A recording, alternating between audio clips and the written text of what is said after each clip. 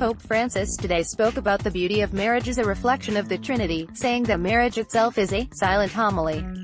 He took up the sacrament of marriage in his morning homily at Casa Santa Marta, where various couples celebrating their 25th and 50th wedding anniversaries were part of the congregation.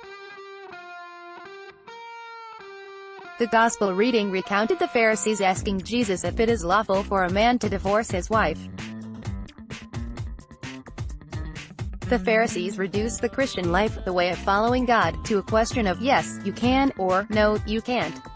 But Jesus, said Pope Francis, goes beyond the simple question of lawfulness. Going back to the beginning, Jesus speaks about marriage as it is in itself, perhaps the greatest thing created by God in those 7 days of creation. From the beginning of creation, God made them male and female.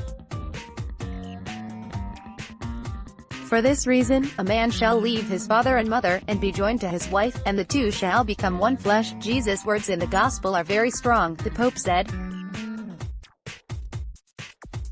Speaks of one flesh, which cannot be divided.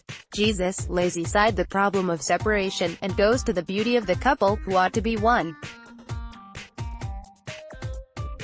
The Pope continued, we must not focus, like these doctors do, on the answer, yes, you can divide a marriage, or no, you can't.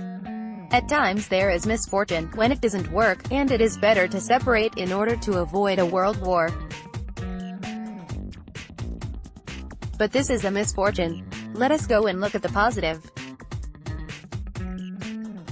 What is possible? Pope Francis told of how he met a couple who were celebrating 60 years of marriage.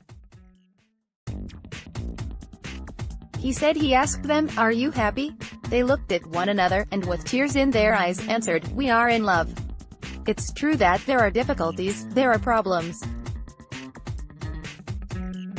Of the children or with a couple themselves, arguments and fights, but the important thing is that the flesh remains one, and you can overcome, you can overcome, you can overcome.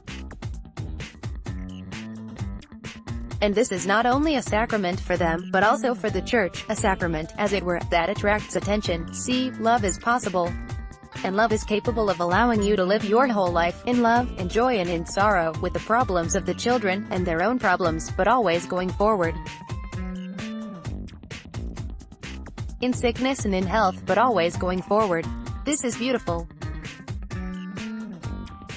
Matrimony is an image of God, the Pope said, describing it as something very beautiful. Matrimony is a silent homily for everyone else, a daily homily. It's sad when this is not news. The newspapers, the TV news shows, don't consider this news. But this couple, together for so many years, it's not news. Scandal, divorce, separation, these are considered newsworthy. Although at times it's necessary to separate, as I said, to avoid a greater evil. The image of God isn't news. But this is the beauty of marriage. They, the couple, are the image and likeness of God. And this is our news, the Christian news.